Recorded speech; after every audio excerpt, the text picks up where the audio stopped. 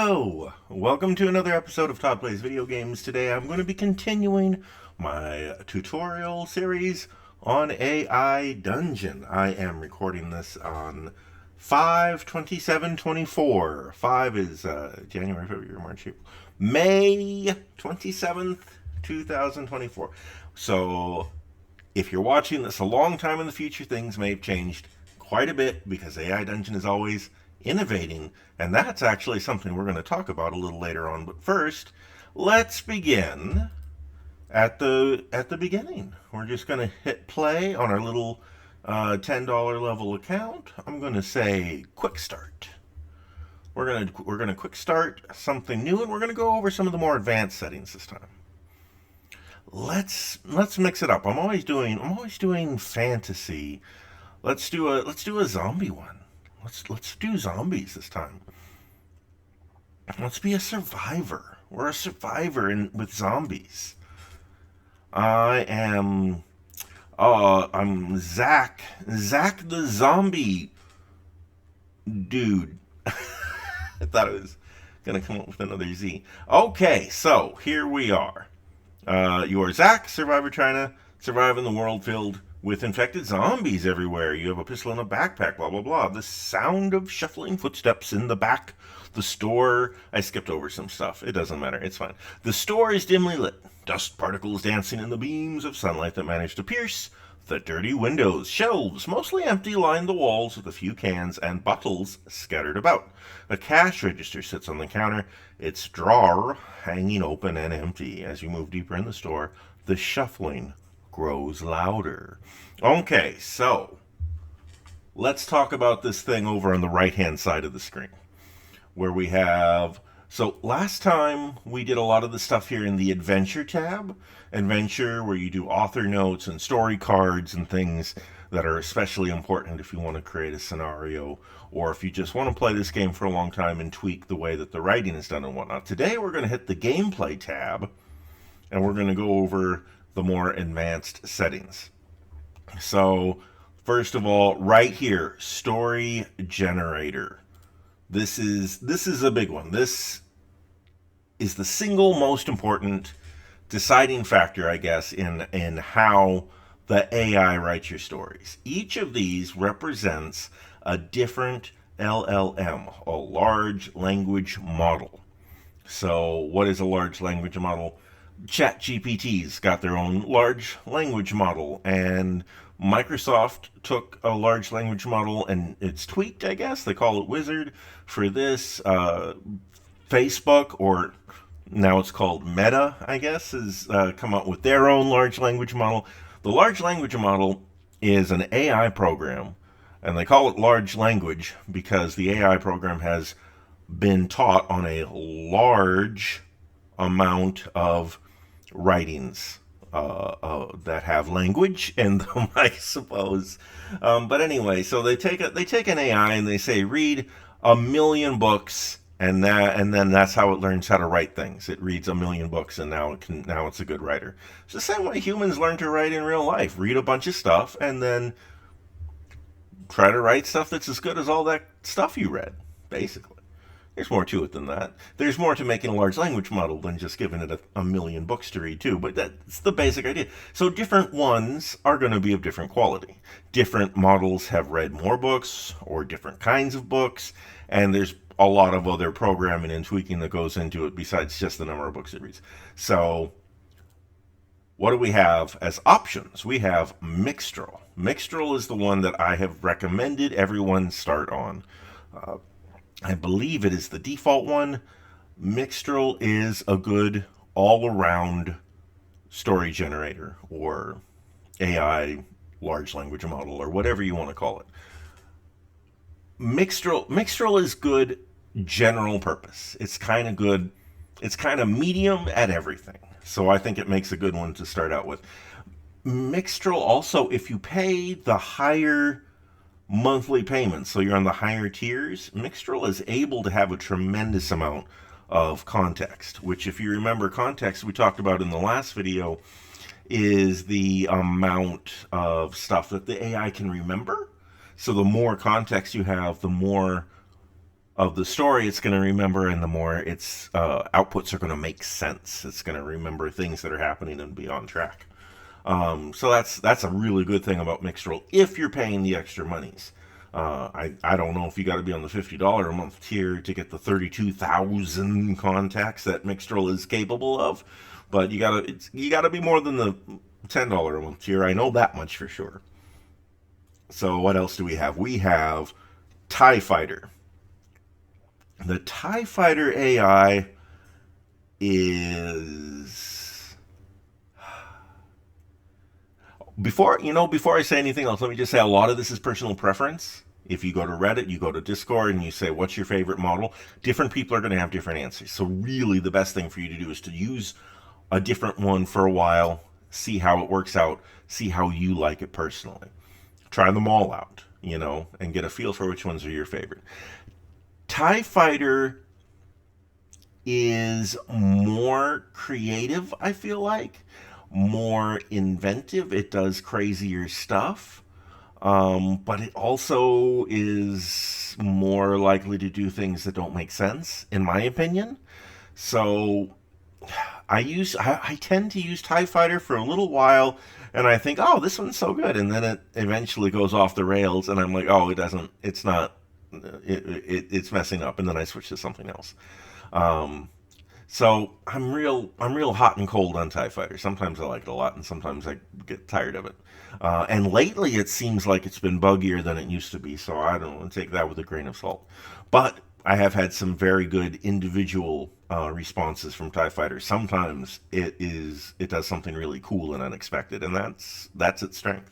Mythomax is better at conversations and better at interactions, role playing, than Mixtral is. Mythomax, if you're going to do an adventure, a scenario, whatever, if you're going to do a playthrough that is going to focus a lot on different characters, you're going to have multiple characters and you want to be talking to them and you want them to have more unique personalities, you're going to want to use Mythomax instead of Mixtral, because Mythomax is going to do the conversations and the character personalities better. If you want characters to have good personalities, you also want to develop character cards, or I'm sorry, story cards for each one, and kind of give a brief definition of what that person's personality is like, and then make sure you use a trigger to call up the card, and then Mythomax will do a better job of creating good conversations.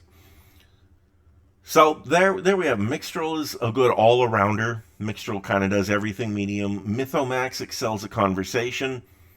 Less good, I would say, in other things, but good for conversation.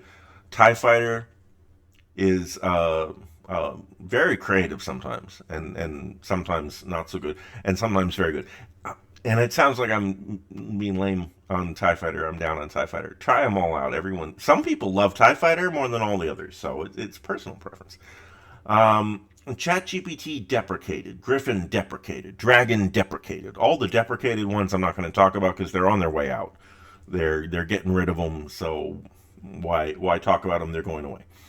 GPT-4 Turbo you can't use at the $10 level. How much do you have to pay to get this one? To get ChatGPT? Story generators. Okay, so at the $10 level, story generators do up to 4K context. All of them do. Story at the champion at $15 a month, you can get up to 8K, which is cool. And this one at champion level, you can do ChatGPT. Okay. Oh, well, it says you can. Oh no, that's not the turbo one though. That's the old one that's going away, the regular one. Here you go. Okay, to do ChatGPT 4 Turbo, you got to pay at least $30 a month. At time of recording, you got to pay at least $30 a month. That's a lot of money to spend on this. I understand. My main account, I actually am on the $50 a month one because I love the game, which you could probably assume, because to start making YouTube videos about something, you got to enjoy it quite a bit.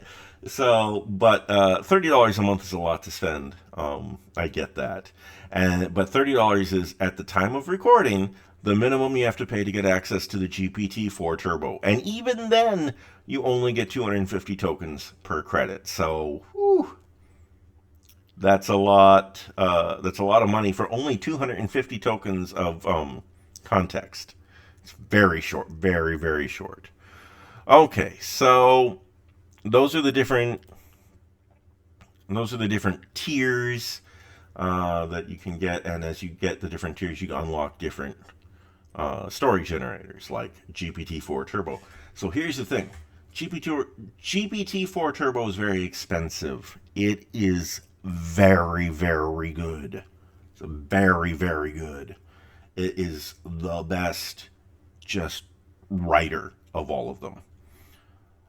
One other downside, besides the cost, one other downside to GPT-4 Turbo is the ratings, the settings here. If we go to, let's move on. Let's move on from story generators for a second. Let's go to advanced settings, context length. How much context can you have? You might think you would always want to max out context length, but at certain higher tiers like ChatGPT 4 Turbo, incidentally, if you do pay the $30 a month to unlock it, and you want to have more than 250 tokens of context every action, you can increase it higher than 250 and pay extra money per action in the form of what are the credits, which you buy with real life money. So there are some other models that you can pay extra money for to get the context length to be higher. That's why you wouldn't always want the context length. Like if it's free, of course, you want context length to be as high as possible. If they're going to charge extra money, though, maybe you want to just keep it down to the amount that's free and not go above that. That makes sense. Response length is the amount of text that the AI generates when it takes its turn and tells you, its thing, writes its thing. Some people like to lower the response length because they feel like the AI drones on too much, or it says the part that they want it to say and then it keeps talking and says stuff they end up having to erase or edit. So some people like to lower the response length. I've not heard of anyone who likes to increase it, but I'm sure people do. So that's an option. That just tells you how much the AI is going to generate per action. Temperature is an interesting one. Temperature affects the randomness of the AI.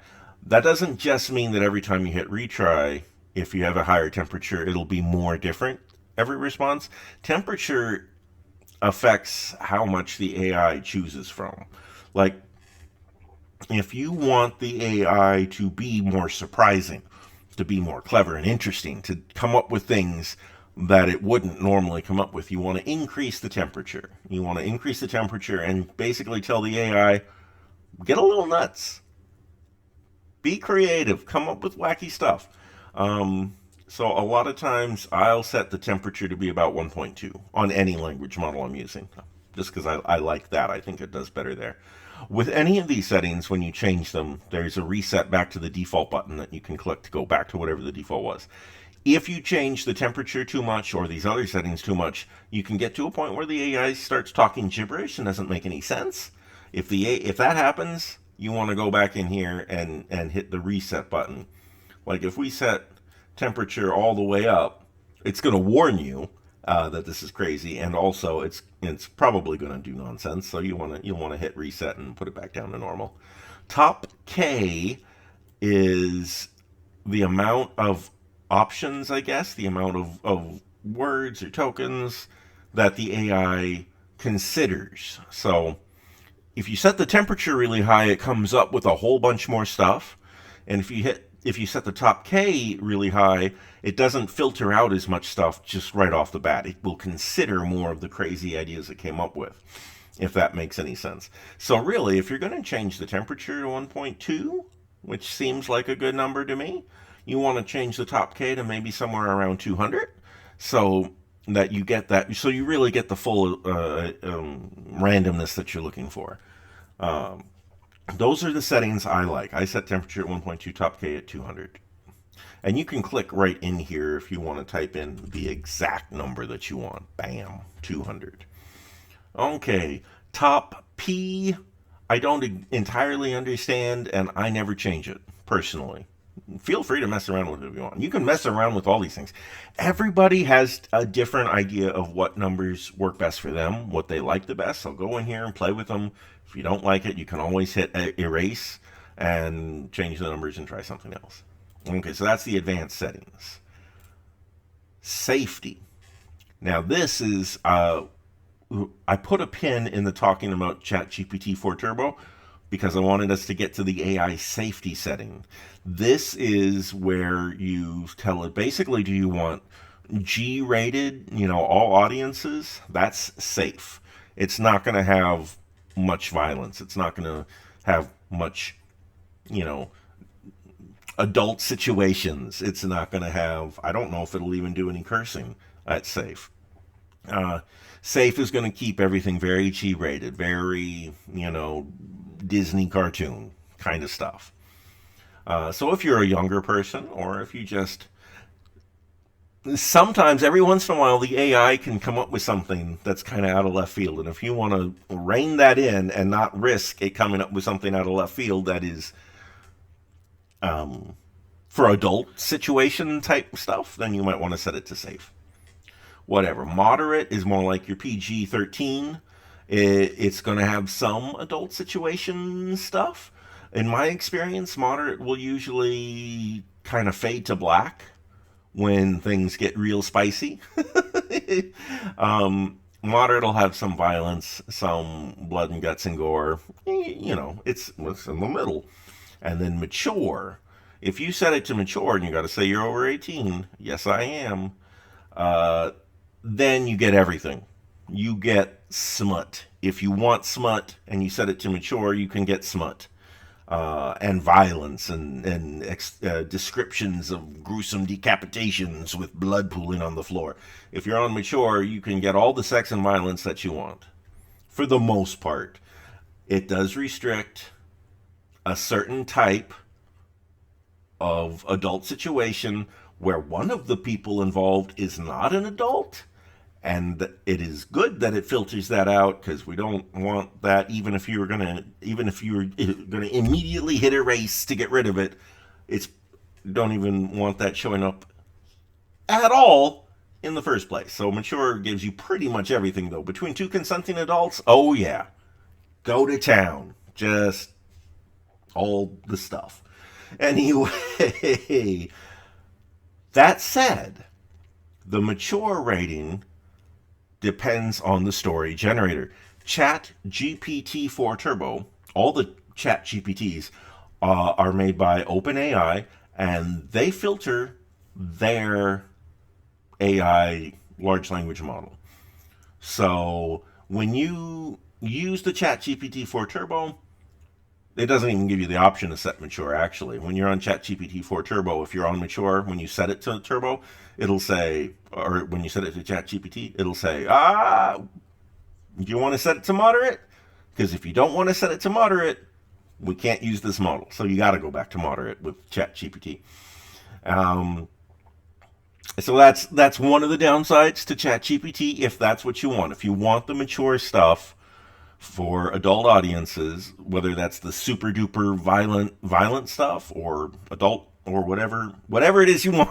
If you want mature, you can't do it with ChatGPT. So that's that. Whatever your feelings are about that, that's obviously entirely personal preference. What kind of story are you trying to tell? And then image generator. I don't know if I've ever really done I did on the very first video. We did a C, and then you can do an image generator. So this is just if you want to do an image generation thing to try to create an AI picture. In my opinion, it's fine, but I don't do a lot of image generating personally. But that would be this fourth command, the C command, which you very rarely use, and then you type in what you want to see. In this case, the inside of this abandoned grocery store in the how do you spell apocalyptic world. Ah, geez, I didn't spell world right either. What am I doing? Okay. Let's, and tell me how to spell apocalyptic. And we hit that button, and it'll generate a picture. There you go. It generated this image, which is not a bad image, I guess. It's not great, but it's fine. It's fine. It's fine. Anyway, that's what image generator is for. It's for everything to do with the C command, which, if that's your thing, that's a thing you can totally do. And then, no, that was advanced settings for the image generator. Testing and feedback. I've not done anything with testing and feedback. If you want to be part of improving their system, though, you could turn on improve the AI. And as I understand it, I haven't done it myself, but what I've read is once in a while, if you have improve the AI turned on, it will occasionally give you two options. It'll say, hey, which of these two options do you like better? Jack jumped over the candlestick, or Jack leapt with the acrobatic prowess of an Olympic gymnast over the candlestick. Which one do you like better? And then you can say which one is better, and it helps them learn what responses are better to improve the AI experience. It's a thing you could do if you want. It's actually probably a pretty cool thing. Maybe I should do it at some point. I just haven't. So those are the basic. Those are the advanced settings. Changing your temperature, your top K, and selecting which story generator you want to use. But there's more. There's more than just what you have here. This is all at play.aidungeon.com. What if you wanted to look at the beta? Look at the stuff in the beta. How would you do the beta? You'd go to a different website. To go to the beta version of AI Dungeon and see what they're cooking, but haven't released to live yet, just go to the address beta.aidungeon.com and then log into your account the same way you do on the normal one. And then we'll do another quickie start. Actually, I don't know how much we have on the $10 tier in the beta. We're going to find out. We're going to find out together. I'm doing another zombie one. Zach Zombieman coming back for another round of stuff. Okay, and let's hit the little gear icon and go to gameplay. Okay, it's grayed out at the $10 level, but here you can see the Llama 370B. This is the large language model / story generator made by Meta, or Facebook. And here we can see the Wizard LM8X22B, which is, as I understand it, it's the same large language model that Mixtral runs on, but Microsoft has done some tweaking under the hood to make it more better. And then here you can also see, here we've got access in the beta to the ChatGPT 4.0 or 4.0. ChatGPT-4 circle. I don't know if it's an O or a 0. It doesn't matter. These large language models are in beta, so you can't use them on the regular account, but you can use them in here if you're paying the right amount of money. You got to pay more than $10, apparently. Probably $30 would be my guess. I don't know exactly. But then you could try out the Llama, the Wizard, and the GPT-4. GPT-4 Circle is very good. Again, it only gives you, at the $50 level, it only gives you 2,000 tokens of context, unless you want to pay another 500. No, if you want to pay 1 credit per 500 tokens of context per action, you can crank it up really high. But those credits, remember, you buy with real life money. So you're already paying $50 a month, and then you got to pay extra money out of pocket. You get some credits for free at every tier level, so whatever, but you get my point. It's very expensive. If you are willing to, if you're a wealthy billionaire out there drinking caviar and eating champagne, or eating caviar and drinking champagne, if you're so wealthy that you put all your caviar in a blender and you drink it that way. If you got all the money in the world, you could make ChatGPT 4.0 have 32,000 uh, tokens of context per action. You'd be paying out the butt to do it, but you could do it. It's technically capable of that. So I mean, if your soup's into it, I guess that's an option. Again, though, you cannot do mature content with the ChatGPT 4 circle. None of the ChatGPTs will ever let you do mature content at time of recording. Wizard LM will let you do mature content if that's what you're into.